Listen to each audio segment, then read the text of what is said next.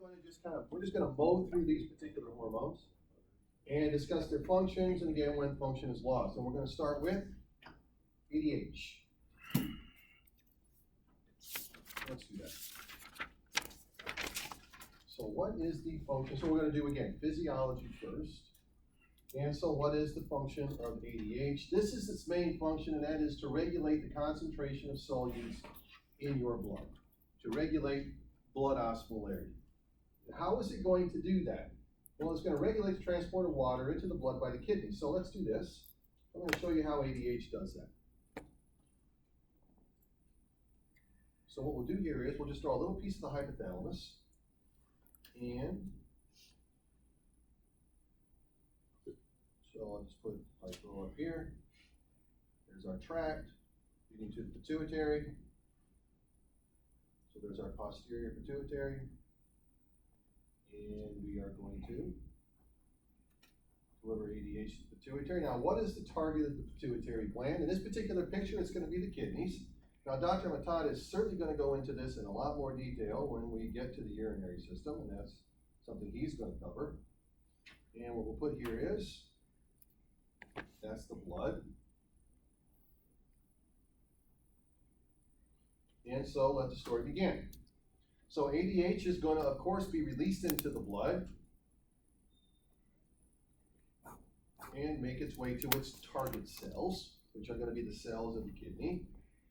And so it's going to stimulate the kidney, and it's going to stimulate the kidney to do what? To transport water into the blood. And so if you control the amount of water in the blood, you control the concentration of the blood. And so ADH, if you increase the release of ADH, you're going to increase transport of water into the blood. And if you do that, well, then you're going to decrease the osmolarity of the blood. You're going to dilute the blood. And of course, the opposite is going to hold true. If you decrease the release of ADH, you're going to decrease the transport of water into the blood.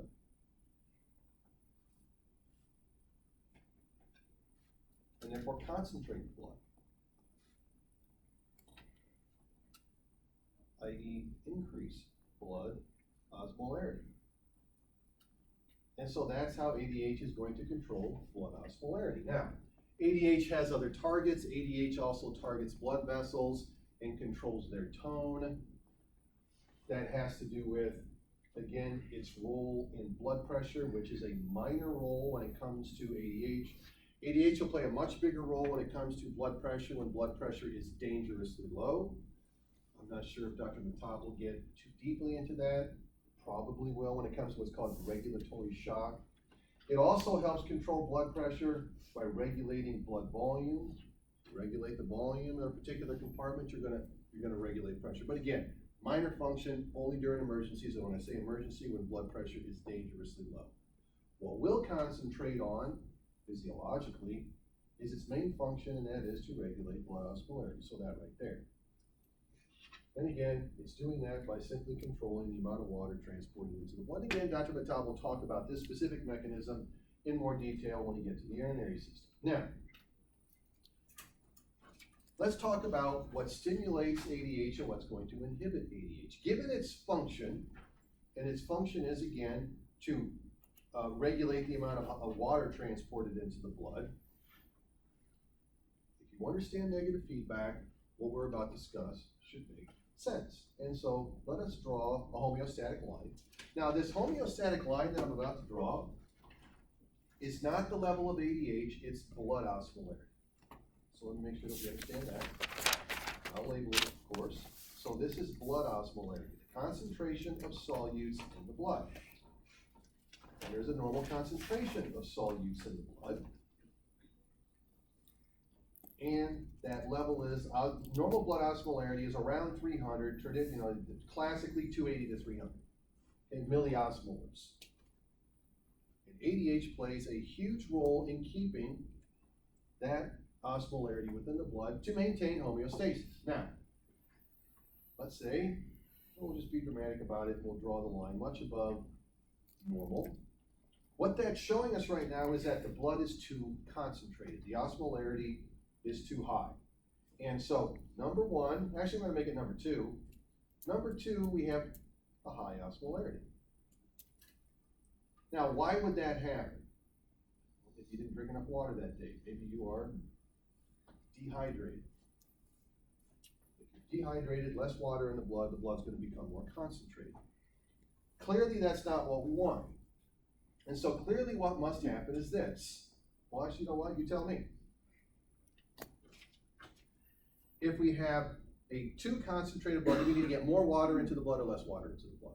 More water. More water into the blood. Again, the body's going to be doing this. This is not you drinking water.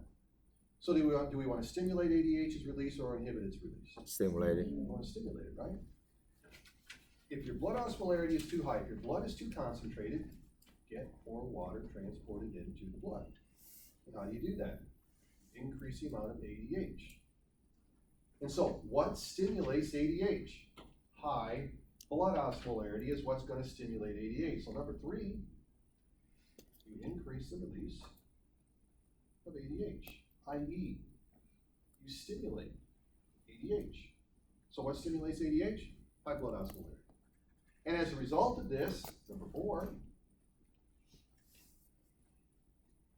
we increase the transport of water into the blood. And as you do that, you lower the concentration in the blood. Again, simple negative feedback. So now I ask you this. What kind of regulation is this of ADH?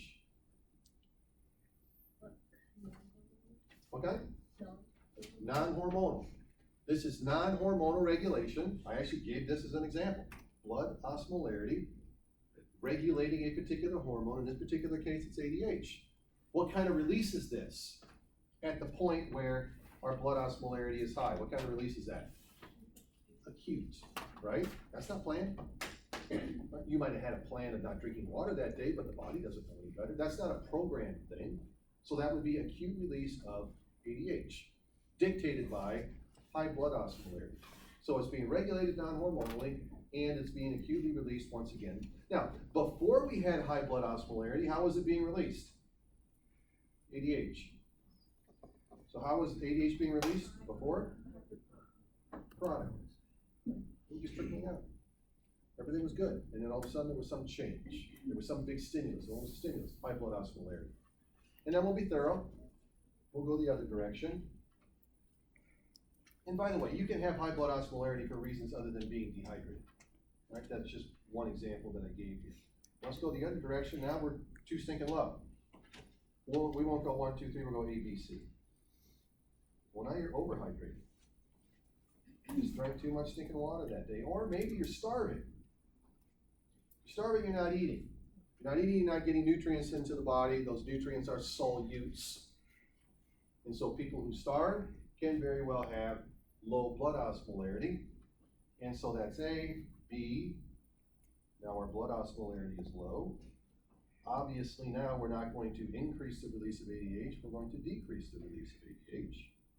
So C, decrease the release of ADH, i.e. we're going to inhibit ADH. So what inhibits ADH? Low blood osmolarity. And then as a result of that, D, you'll transport less water into the blood. If you transport less water into the blood will become more concentrated.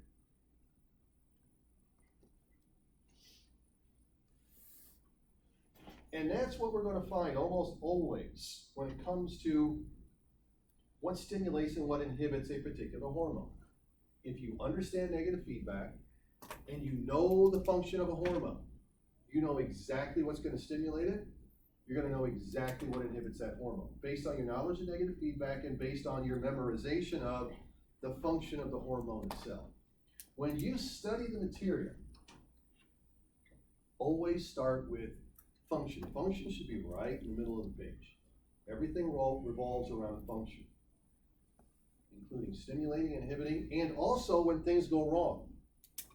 When you increase or decrease the level of a hormone, if you know what the function is, you know exactly what's going to happen. And we're going to talk about it in just a second. I'll show you. Now, what stimulates ADH? high blood osmolarity, we just talked about it. One inhibits ADH, low blood osmolarity. Now again, are there conditions to where ADH can be stimulated by changes in blood volume and blood pressure? Yes, but it's got to be extreme decreases in blood volume and blood pressure, extreme high blood volume and high blood pressure. That's just not the job of ADH. There are many other things that are regulating your blood pressure and your blood volume other than ADH. That Dr. Matap will talk to you guys about when you get to the cardiovascular system. We'll talk about blood pressure. But here's one added thing, stress. ADH is considered a stress hormone. And when you say that a hormone is a stress hormone, what that means is that stress stimulates it. And when we talk about stress, it can be mental stress, emotional stress, physical stress. So that's what I mean by stress. It doesn't, a lot of people when they think about stress, they think about just something that stresses them out, like worry. But stress can be a surgery, for example. Or hurting yourself, or exercising really hard. Those are stresses, physical stresses to the body itself. Now, why would ADH be released in response to stress? It actually does have to do with blood pressure. Does it play is ADH one of the main stress hormones? It is not. The main stress hormones are cortisol, which we'll talk about, epinephrine, norepinephrine, which we'll talk about. But there are a number of other hormones that are stress hormones that are released in slightly higher amounts. But if the stress isn't great, more of it's probably not going to be released. Why? Because it's going to be too busy regulating blood osmolarity. It's just, once again, not a major player when it comes to a stress hormone. But it is a stress hormone, so I had to include it. All right? Now, that's the normal. About the abnormal. So as I said, how are we going to approach these hormones? Phys, now pathophys. Now let's talk about the pathophysiology of ADH. Too much, too little. So we have a couple of conditions here. One's called SIADH and the other one's called diabetes insipidus. And so we're going to do SIADH first. SIADH, syndrome of inappropriate ADH. We're releasing too much ADH. This is not normal. And when I say we're releasing too much ADH, I'm not talking about, well, our blood osmolarity went up and all of a sudden, we stimulate the increase. This is, again, this is pathologic, right? This is not normal. And so, let's tackle this now.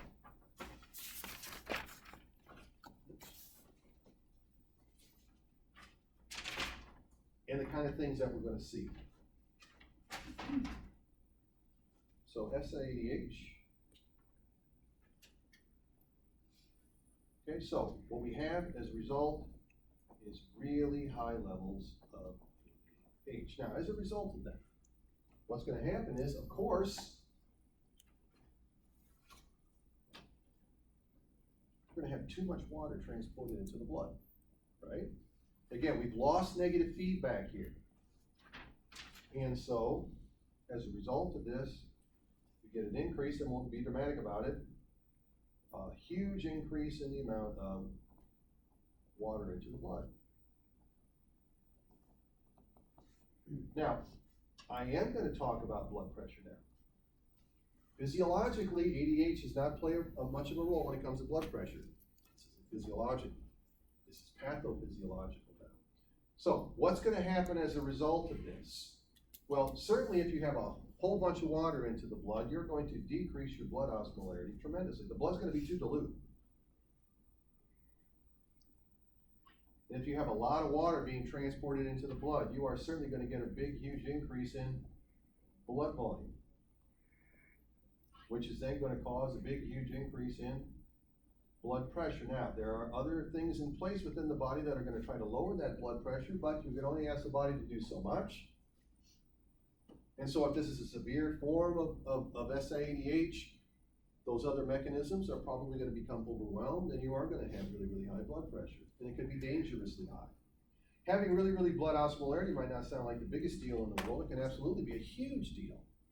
When we talk about the osmolarity, we're talking about the concentration of sodium, for example, potassium, chloride, all of these very, very important ions, electrolytes within the blood itself, which can then start to cause osmotic gradients and fluid shifts and edema, and it can affect membrane potential, for example, which can then affect the, how your heart functions, how your brain functions. And so these are all very, very, very dangerous things that we have here up on the screen. Again, if SIADH is, and I have it here up on the screen, severe, because I have, 3 arrows going up as opposed to maybe 1 or 2. But are there mild forms and moderate forms and severe forms of SIADH? Of course there are. Yeah.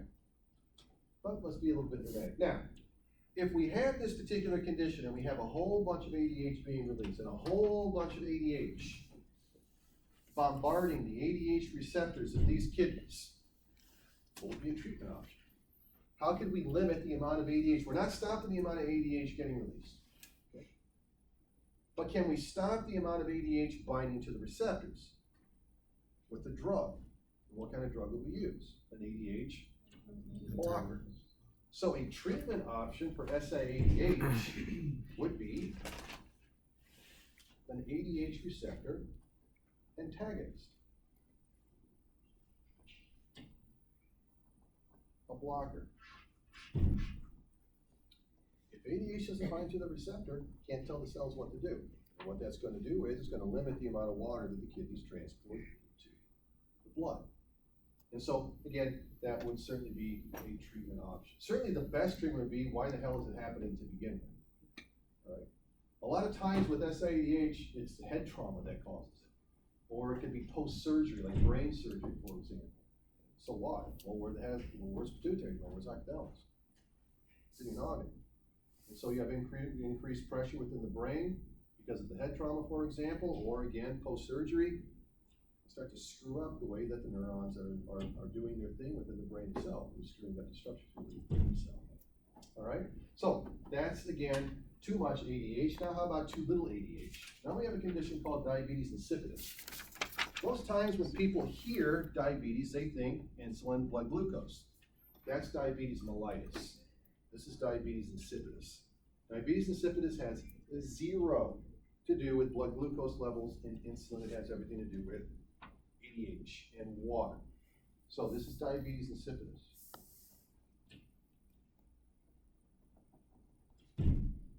And so here, we'll be consistent with the way that I drew before, okay? And we'll be dramatic about it. A big, huge decrease. Oh, and by the way, there's 2 types. There's central.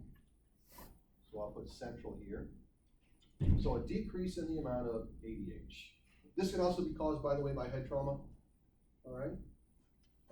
So a decrease in in ADH, and so obviously it'll be consistent with the way I drew it before.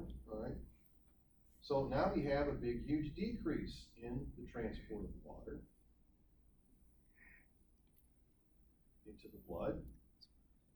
And so clearly now, osmolarity is going to go up. Less water into the blood, a more concentrated blood.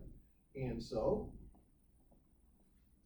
we get a big, huge increase in the concentration of the blood, i.e. blood osmolarity. Also very dangerous. We want a normal concentration of things. If we don't have normal concentrations of these ions within the blood, again, fluid shifts can occur, membrane potential problems can occur, and then it just kind of snowballs from there. So again, this can be very, very life-threatening. The other thing too is this, is that if we have less water being transported into the blood, and again, this is something that Dr. Mattal will go over in detail when it comes to how the kidneys function. If all this water is not going into the blood, and we need that water to go into the blood under normal conditions, we need a certain amount of water in the blood, of course. If this water is not going into the blood, well, where's it going to end up? In your urine, out of the body. You will, if it's severe enough, diabetes insipidus, you'll dehydrate in no time. You'll be dead. If it's a severe form, you'll be dead in 24 hours. Easily.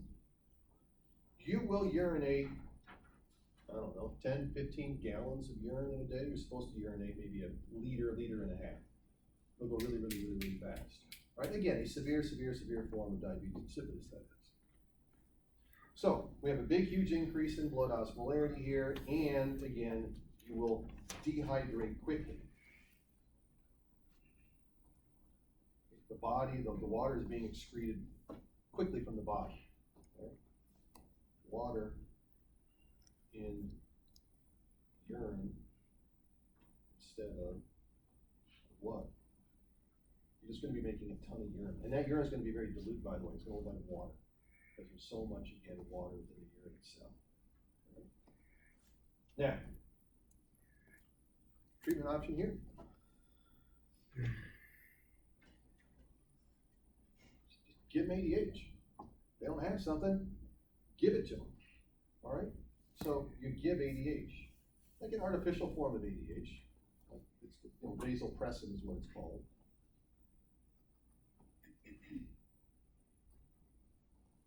Let's give them what they need. All right? Now, this is central diabetes. Go back to the notes here.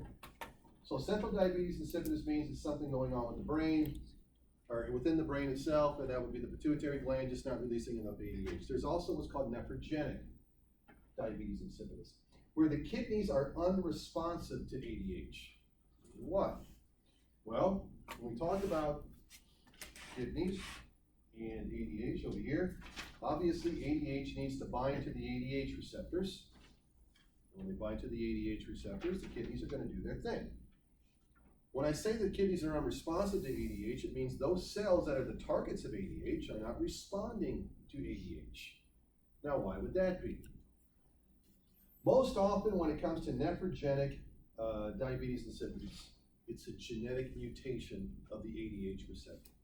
All right? So, the second or third picture that we drew when we were talking about the receptors, interaction with the hormone, I don't know what the hell it is, but we talked about genetic mutation, we talked about resistance, we talked about sensitization. The first one on the very far left, that was a genetic mutation, right? So the ADH receptor needs to be produced by the cells that have the ADH receptor. If the gene is bad that encodes for it, the receptor is going to be bad. It's not going to be shaped the right way, decreases sensitivity. Now, it can also be acquired, like those cells that have the ADH receptor can be damaged. The leading cause of acquired, again, the leading cause of nephrogenic diabetes insipidus is that you're born with it. It's a congenital condition, you have a genetic mutation. You're born with it. Acquired means it happens later on in life. Right? The most common cause of acquired nephrogenic diabetes insipidus is that the cells themselves are damaged, and most often it's because of somebody who's bipolar, is on lithium for a long period of time, and the lithium just damages the cells. I don't care if you know that, I just kind of wanted to throw it out there for you. What do I want you to know? A nephrogenic diabetes insipidus is a kidney that is not responding to ADH properly for whatever reason. It could be a receptor problem, it could be that the cells themselves are destroyed by, again, something like lithium, for example. All right. So anyway, in the end, the outcome is going to be the same, and that is you don't have enough ADH. That is going to be the problem with diabetes insipidus. All right. So number one, right off the list. Let's just keep on going. Next one on the list is oxytocin. And so now let's talk about oxytocin. Functions. Oxytocin's targets, the way that I have them here. Oh, and by the way, here's the other thing. When it comes to the functions of these hormones, it's not going to be all the functions. We don't have time to talk about all the functions. These are the main functions that I'd obviously like you guys to know. And so, the functions that I have for oxytocin and the targets are going to be smooth muscle of the uterus, the mammary glands, the alveoli of the mammary glands, seminiferous tubules. So, oxytocin released from the posterior pituitary into the blood, target uterine smooth muscle, causes contraction of the uterus. Smooth muscle associated with the mammary gland alveoli, those alveoli produce milk. And so oxytocin will cause contraction of the alveoli and allow the milk to be expressed. It's called letdown. That way baby can breastfeed. And you can make all the milk in the world, but if you can't express it, baby's not going to get any of it. And oxytocin is a hormone that allows the baby to actually drink the milk. Oxytocin has a function in males. Most often when oxytocin is discussed, it's only discussed in females because of its role in birthing, because of its role in lactation, but males have oxytocin as well. And one of the things that oxytocin does is target smooth muscle, but this is smooth muscle in the seminiferous tubules, and it causes peristalsis. Whenever we hear peristalsis, we probably think digestive tract. There's peristalsis in other places within the body, including the seminiferous tubules, and it kind of helps the sperm move along a little bit better. You know, the sperm have their little tails. It gives them a little bit of help. Oxytocin is also known as the love hormone. It helps with bonding. And when I say bonding, it doesn't have to be two people who are, in love. It's just two people who are talking to each other, forming a bond during that particular conversation. More oxytocin is actually released at that particular point in time. So again, it helps with bonding. Now, given the functions of oxytocin, what are the things that will stimulate it? These two things right here. We're going to assume you know what the cervix is. The opening to the uterus. Why would the cervix be dilated? You're birthing a child. Right? The baby's got to come out, and so the hole's got to get bigger. And so if the cervix is dilating, I mean the birthing process is initiated, which is a special event. And so oxytocin, when it comes to these three things right here, working in a negative feedback manner. And so we'll just visit this again quickly. And that is, we'll draw oxytocin levels now. Before, I just had the level of some hormone. But in this particular case, it's going to be specifically oxytocin. Now, prior to the special event, oxytocin was being regulated in a negative feedback manner. But now, our special event has been initiated. And that special event can be the birthing process. And that birthing process, initiated by the dilation of the cervix, which is then a signal to increase the amount of oxytocin. And so we're going to have a positive feedback mechanism here. And we need the level of oxytocin to go up, up, up, up, up, up, up, up, up. Why? Because the baby needs to be birthed. The baby's not going to do this. The baby needs to be pushed out. And one of the ways that the baby's going to be pushed out is uterine contractions. And so, as our oxytocin levels are going up, we're going to contract the uterus, contract the uterus, contract the uterus. And during that birthing process, the stretching of the uterus, which is certainly going to be happening during the birthing process, will cause even more oxytocin to be released. If oxytocin continued to be released in a negative feedback manner during the birthing process, you're not birthing a baby. Can that happen? Can there be instances where mom does not release enough oxytocin to allow the birthing process to commence or continue? Absolutely. What needs to happen in that case are two things, or one of two things can happen. Number one, you give mom artificial oxytocin. Does anybody know what that's called? Pitocin. So pitocin is oxytocin. So pitocin would be what to the oxytocin receptor? It would be an agonist.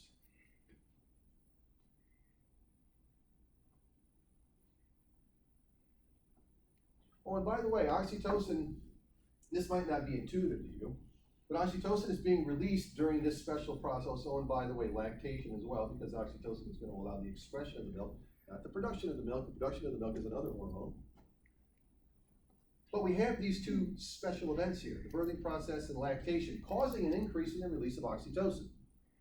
And oxytocin is being released in a what manner right now? Acute, correct?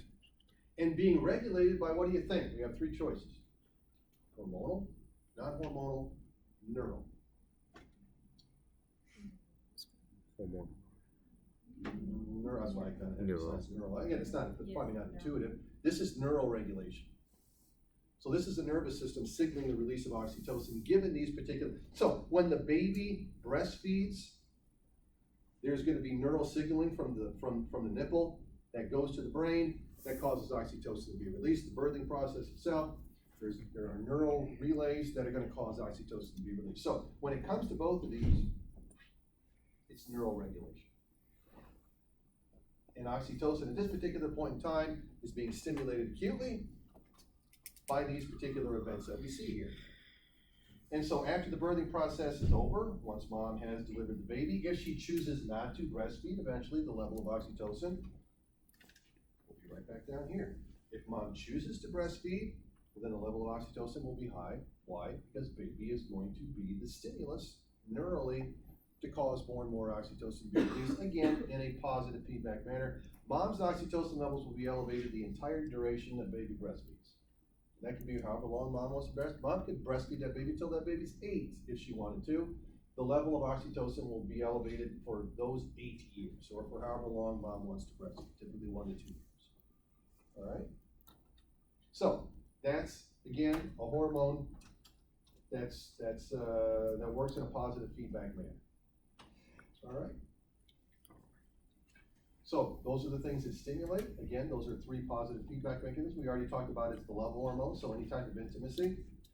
Okay? What inhibits oxytocin? Nothing. What kind of effects are we going to have with hypersecretion? None as far as we're concerned. What kind of effects can we have with hyposecretion? Well, obviously you're not going to birth the baby. That's why we're going to give mom Pitocin. The other option, I said there was 2 options. The other option is C-section. Okay? That would be the other option to deliver the baby. And you would have difficulty with lactation because the milk wouldn't get expressed if you had low levels of oxytocin. So oxytocin is one of the more simple hormones that we're going to be doing. Now what? Prolactin. So now we're going into the anterior pituitary. So we just took care of the posterior pituitary. 2 hormones from there. Prolactin now. Functions of prolactin. This is going to be a hormone that is also involved in lactation. This is a hormone that's going to cause the mammary glands to produce milk. So oxytocin and prolactin are going to work together. That's going to allow mom to breastfeed her baby. Prolactin doesn't have a role when it comes to birthing. Oxytocin does. Prolactin is involved with breast development. Again, prolactin, well not again, but prolactin is a hormone that most often when it's discussed when it comes to females. Males make prolactin as well. It modulates testosterone production, and it does it via a permissive effect. Permissive effect is a type of sensitization, all right? If you remember, a permissive effect on the luteinizing hormone. So what it does is that prolactin causes a sensitization of the luteinizing hormone, or receptors, I should say. All right? So there's an example of permissive effect. What stimulates prolactin? Well, it's involved in breastfeeding, so as baby breastfeeds, more and more prolactin is going to get released.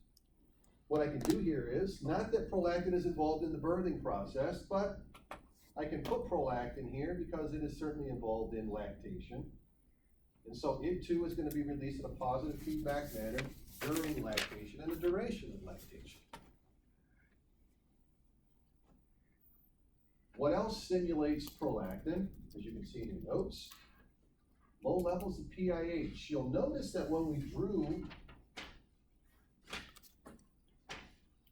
the hypothalamus, now we just had PIH regulating prolactin.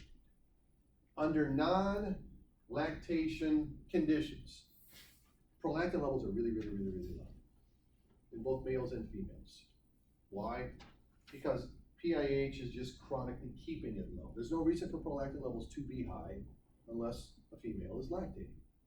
So the level of prolactin is low. You took blood work, if you took blood work and measured the level of prolactin, blood will be really, really low because of PIH. And so I have that in the notes. What inhibits prolactin? It's just continuously inhibited by PIH. All right? Now, what happens if you release too much prolactin? Well, it's going to inhibit GnRH. Now, what the hell does that have to do with anything? So if we go back, yes?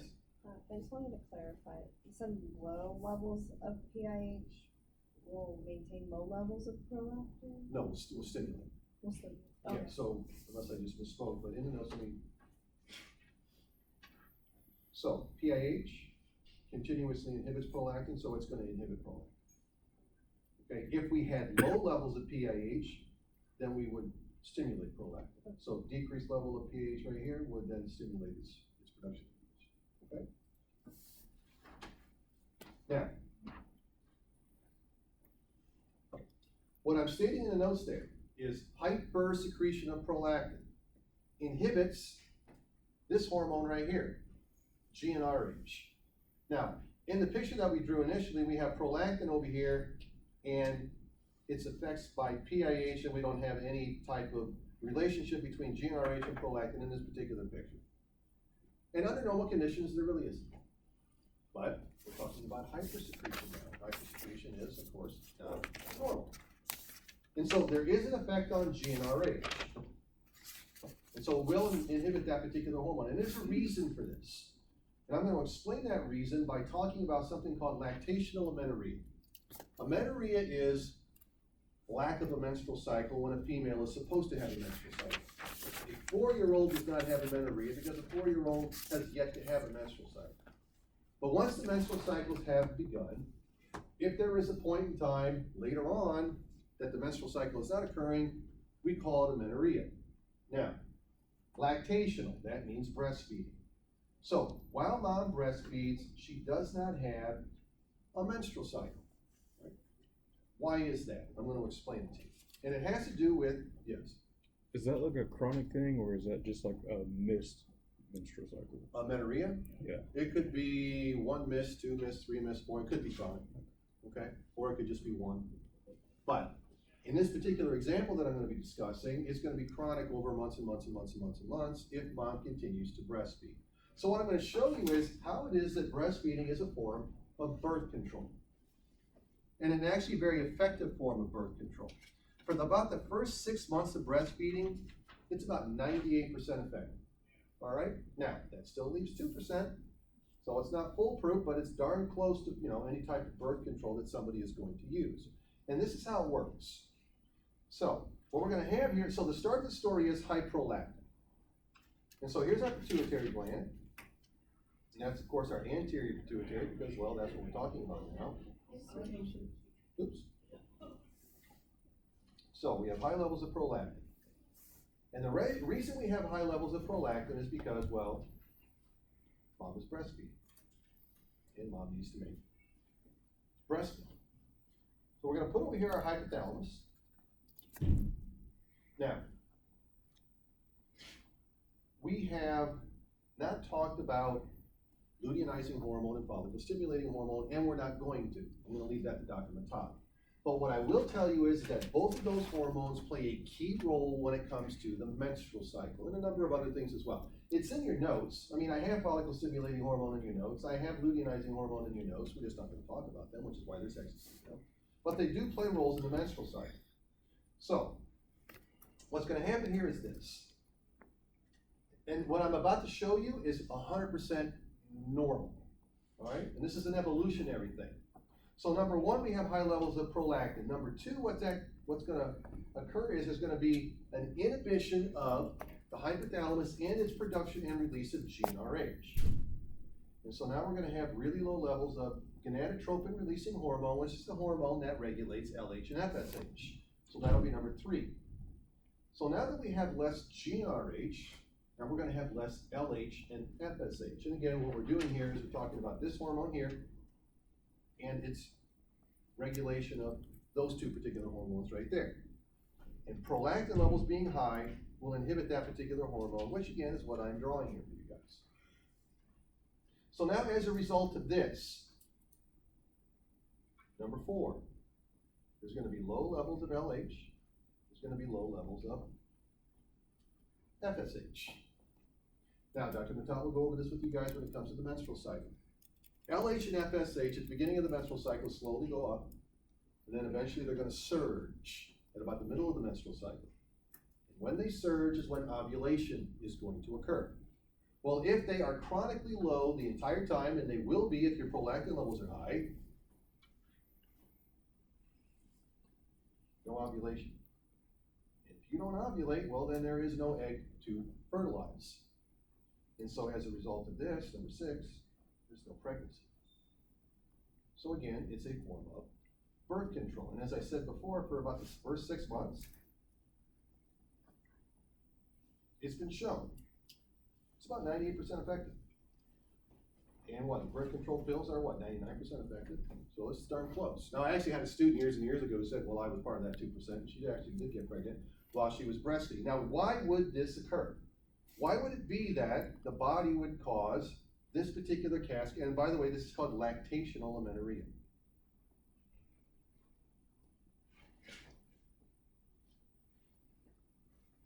There's only one end. Not 2. Well, let's think about this for a second. If mom is breastfeeding, she has a baby to take care of. That takes a lot of energy.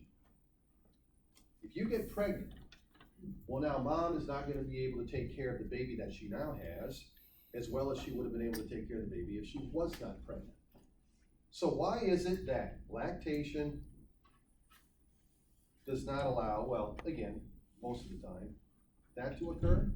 Is so that mom can concentrate on the baby that she just had, as opposed to then getting pregnant and then being, the body being taxed by that pregnancy, right? So again, 100% normal.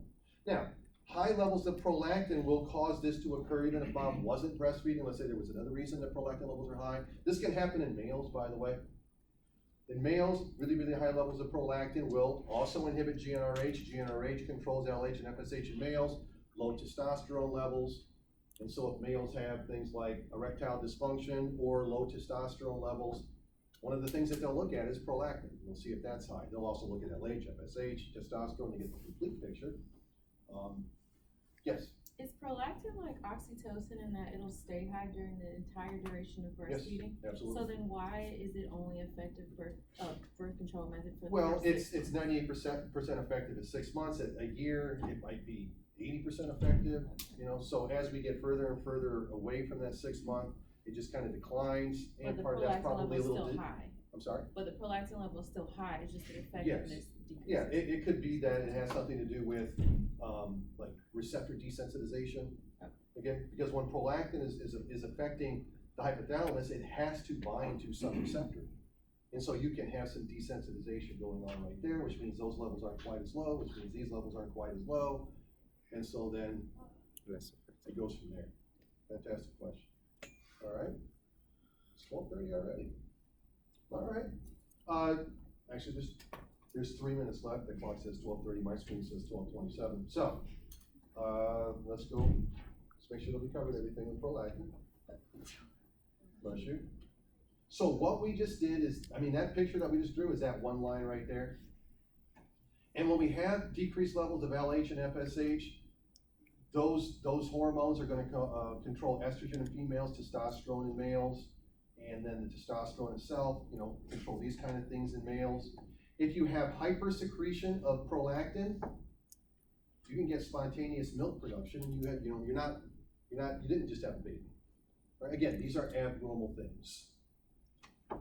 Gynecomastia is breast development in males, so really, really high levels of prolactin in males can actually cause breast tissue to be produced. The only way to fix that would be to have it surgically removed. The extra breast tissue, that is. And then too little prolactin in males, no, because our levels are so low to begin with. Right? Again, the level of prolactin is normally very low in both females and males. The only time it's high, under normal conditions, is if mom is breastfeeding. And if mom is breastfeeding and it's low, if you do have hypersecretion, well then, no, you're not gonna make any milk. You're gonna have another means by which to feed baby. All right? Okay, there's no reason to start anything new because there's now only 2 minutes left. Again, these two particular hormones, I touched on them just a teeny bit with our lactational amenorrhea, of course. And so that's all you have to know when it comes to me and LH and FSH. Dr. Mattab will hammer LH and FSH in the reproductive system when he gets to those. So those two are gone. And then when we come back on Wednesday, right into growth hormone, we're going to go. All right, folks.